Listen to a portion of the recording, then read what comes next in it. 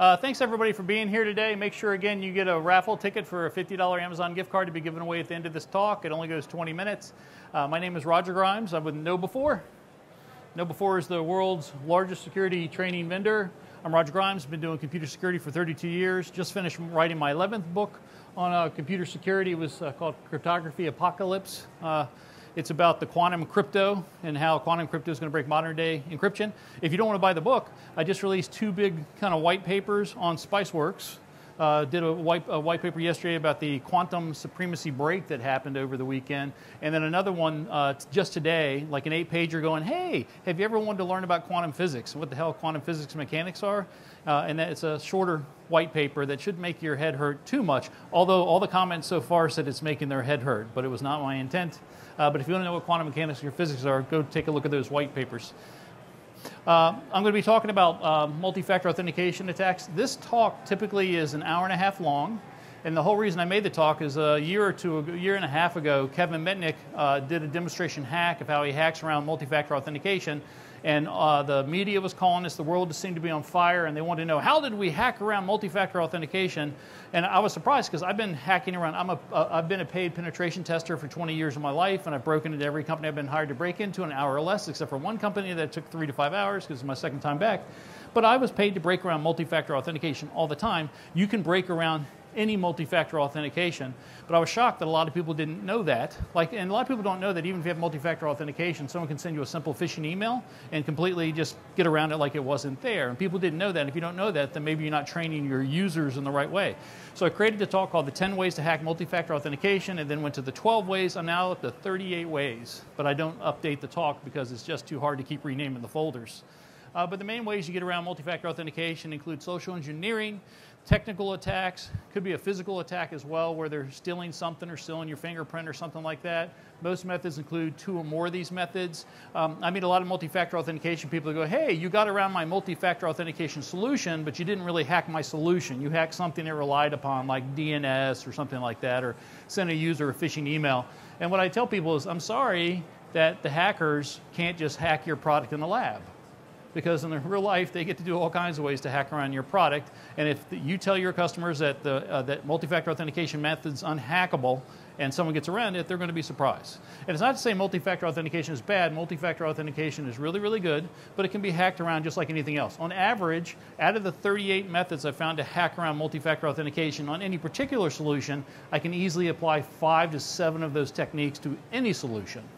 But let me say again that multi-factor authentication is good. It's better than simple passwords in most cases. It's just that it's not unhackable. So the first one I'm going to show you is called network session hijacking.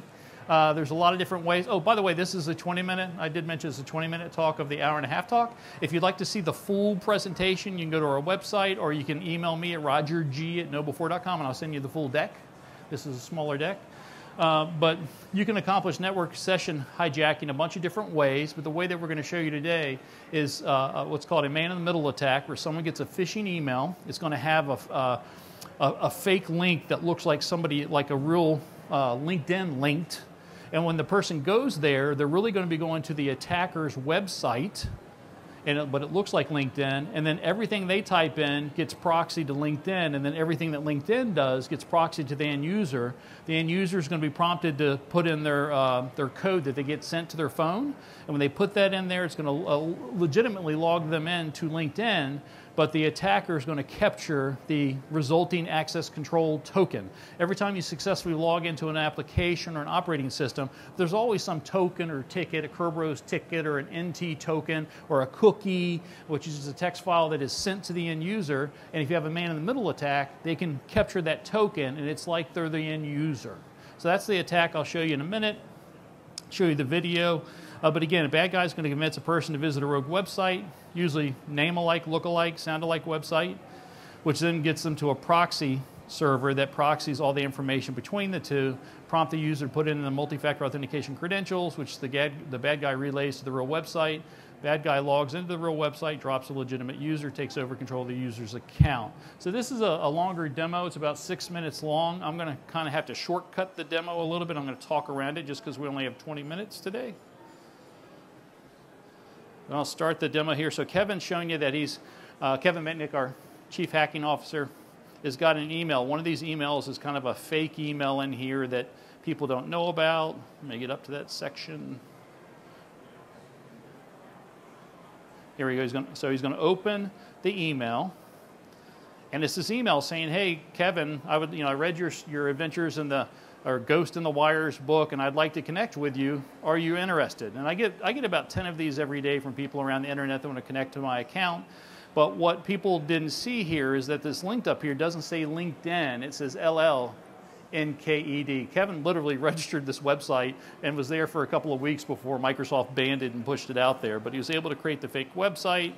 So that really, when the person clicks on those buttons, as they're doing now, getting ready to do, when they click there, it's going to send them to the fake LinkedIn website. And he's showing you now in this piece here, he's got some hacker tools set up. That's called EvilJinx. So there's the fake website. And he's going to act like he's the end user, logging into the real website and saying sign on in. And what it does, it's going to ask him for multi-factor authentication.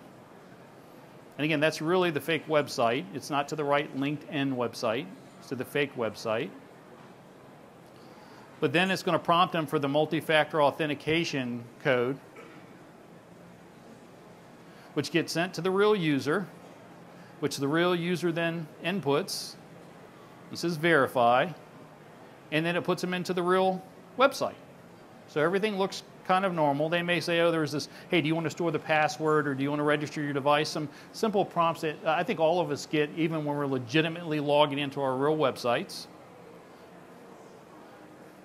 And behind the scenes, his EvilJinx software has captured the login name, the password, no before rocks, and the cookie. And it's really the cookie that we want to get, because if we just use the password, it would always prompt us for a multi-factor authentication PIN, which we don't have. So he captures this cookie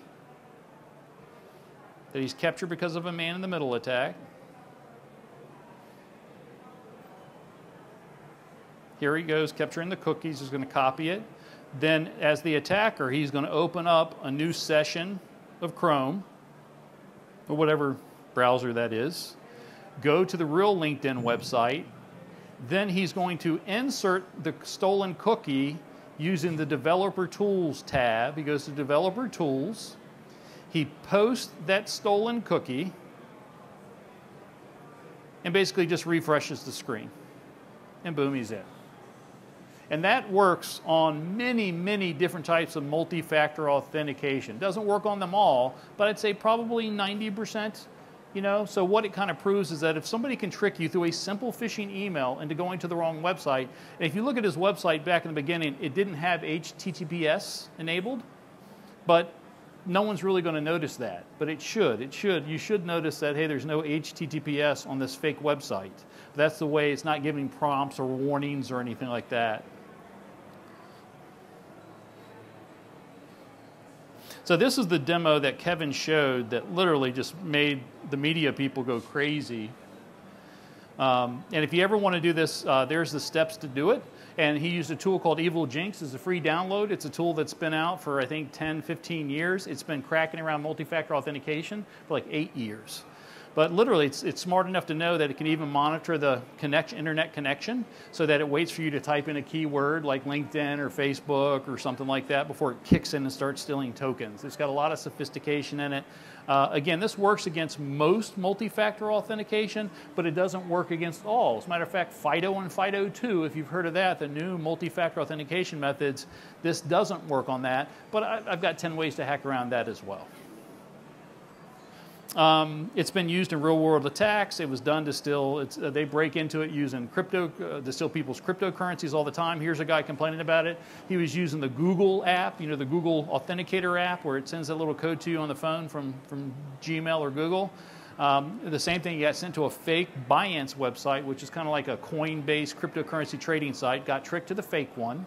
They captured his authentication token and were able to reuse it. I think he says a minute, 60 seconds. So once they get the token, they have 60 seconds. They can reuse it from any device.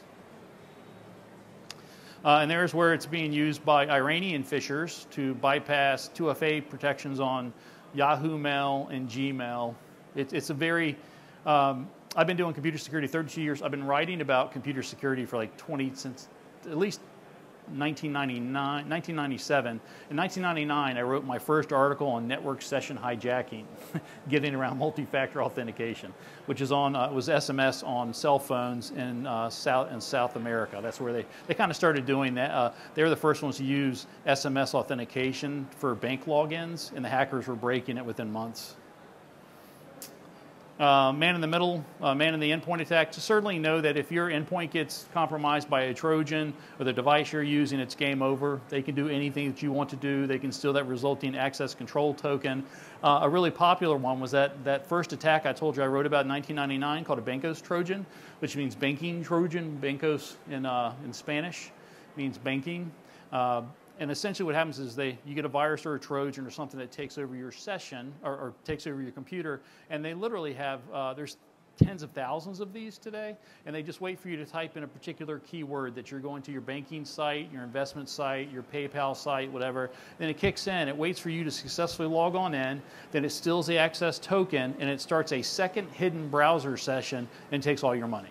So you think you're logging into your bank to pick up, to check your bank balance or send $10 to your kid or something like that. And behind the scenes, it is actually transferring all your money to a Russian or Chinese bank account. It's changing your phone number sometimes. And they'll try to, of course, a lot of times they'll try to get your alternate email. If they find out that you get updates about email changes to another email account, they'll update the email account. They'll use Skype and try to steal your phone number and get it directed to a Skype account. So if they get called to verify you, they steal that, and many other attacks.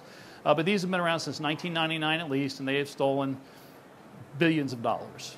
So just know if you're compromised by a worm, a virus, or Trojan, game over. That certainly makes sense. There's one gang that just got taken down a little while ago. They sold $100 million. I believe that was here in America. This is United States and Europe. And they do it on mobile phones as well. There's a new app that they ended up being malware that monitors your mobile phone, waits for you to go to PayPal. When you go to PayPal, it transfers all your money to somewhere else.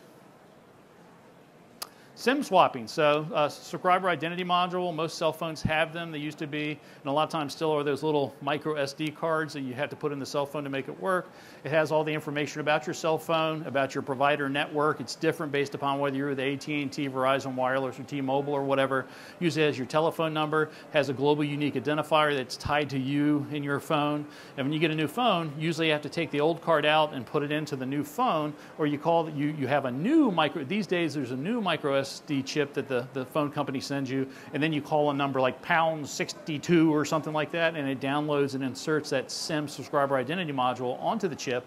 Or if you have an iPhone or other things, a lot of times it's virtualized, it's just in memory, and pretty soon we will not have those, none of us will have those little micro SD cards. It's all going to be virtual, and it gets stored there. But the problem is that if an attacker can get that SIM information transferred to their phone, your phone becomes their phone. And you don't really know what occurred. All that happens is that your phone's quiet. It could be hours before you realize you're not getting emails or text or whatever. You can even think you're sending a text, and you're just not getting replies back. But during that whole time, what the attacker will usually do is go into your account and say they want to reset it and send it to an SMS message. This has happened millions of times, these SIM swapping attacks. Sometimes the attackers will just bribe insiders inside the telephone company to do it. Like there's some hackers that stole like $100 million of cryptocurrency out of Miami, near where I live. They were paying the insider guy $70 to do the SIM swaps. It's like, and you know what? More likely, he's probably going away for the longest, right? But they finally caught these kids, and through a lot of them, because they just sold $100 million from one guy's account. Turns out, it makes people mad, and they caught him. But SMS is such a bad way to do authentication that the U.S. government 2 years ago in the digital identity guides, which is NIST special publication 800-63-3, if you want to look at it, said it's so easy to hack, we do not want anyone to use it for authentication. It's on like 90% of government websites. It's required by my bank. It's probably required by your bank. Most of the multi-factor authentication on the internet are these SMS messages. It's so bad, I think you're perhaps better off with a login name and password. I really do. With that said, you're required to use it. And there, it's funny, that top one there is coming from my ID Care. That is the identity verification monitoring website that I was sent to after they stole all my fingerprints. Back in 2015, 6 million fingerprints were stolen of everybody that ever applied for a government ID, got stolen from the government's Office of Ombudsman. And so they sent me to this site so I could have my credit monitored for a couple of years. That site uses SMS, which I think is just wonderful. So does my bank, so does Marriott, so does Google, so does Microsoft, so does everybody. But it's very easy again. They just switch your SIM information to them, and it literally has been done millions of times. Continues to be done millions of times. And I'll show you another hack in just a second that you can even do to anybody. I don't suggest you do it's illegal, but it's so easy to do, you don't really even have to be a hacker. And here it is. To do this, you just have to have someone's email address and their phone number. And then you too can be a hacker. What do? You just pretend to be from their tech support. Hi, I'm from Google. We've detected a rogue sign-in to your account here. We're going to send you a code. When you get the code, type it back in response to this code. Then the hacker goes to your website. They claim they don't have your password. Gmail will say, if it's Gmail or Office 365, will say, oh, do you want to try the old password? No. And then Gmail is really nice because they'll give you 5 to 6 different methods you can use to recover your account. You get to choose. Say, oh, I would like you to send a message to my previously registered phone, which is cool. That's the real message. Notice you can't really tell that it's not, is or isn't from Google. I could have faked this screenshot. Y'all don't know. SMS has no authentication. Matter of fact, on an IBM phone, the attackers will sometimes forge, like they're coming from the Apple, a fake number in Apple's tech support, and it literally will change the number out and say Apple tech support. Just swaps it out. Kind of nice of them. But then the victim types that back in response to that verification method. The attacker is on the reset recovery website, types in the code, changes the password, changes the number it updates to, blah, blah, blah, blah, blah. Very easy to do. Please don't do that to anybody that you haven't talked to about it before. But I have friends that will sometimes tell me, you can't hack me, you can't hack me, you can't get in. And I literally like, I can do it in 2 days. And usually I just walk around the corner, I pull off the attack, I do it in 5 minutes, ask them to buy me dinner in a couple of beers. Not that hard to do. Social engineering and tech support, really, really easy to do. Tech support these days is told that they're not supposed to be socially engineered, but they are all the time. Best one I ever saw was this video here. I can't show you this video because we don't have enough time. But it's pretty cool. The tech support engineering person started 2 crying baby social engineering videos and then called tech support. So there's actually in this video, there's a kind of a longer video. Yeah, it's here. That's it. But if you go to it, the reporter says, I want to see if you can steal my information to my phone or whatever. I've told my phone company not to give that information out and to make sure it's locked, a lock on the account, and it needs multi-factor authentication to unlock. She then starts crying of 2 babies, calls his telephone company, pretends that she's the wife of the guy and that they've moved and she was supposed to change the phone information, hadn't done it yet, and the husband was yelling at her and she's talking to the babies and the babies are crying, and then she starts acting like the husband's yelling at her. She's like, I'm trying to get it done. Does the tech support person at Verizon help her? Does AT&T help her? Absolutely, of course. We're just trying to always help out mothers with 2 crying babies with an a-hole husband. I get that. I would help them. And they transfer the information. These duplicate code generators, anytime you have like the Google Authenticate or the RSI Secure ID, they always work with a seed number value and then a global unique identifier that's attached to that particular device. If a hacker ever discovers that database, they can recreate that on any type of virtual device. Like I was taking, there's a screenshot from Cain and Abel. I was using this to mimic RSA Secure IDs like 20 years ago. Or your Google Security Authenticator, that little QR code they send you, it never expires. If someone finds it, it's only an 80-bit number. The United States government says you shouldn't use anything below a 128-bit number because we can crack an 80-bit number in like 3 days.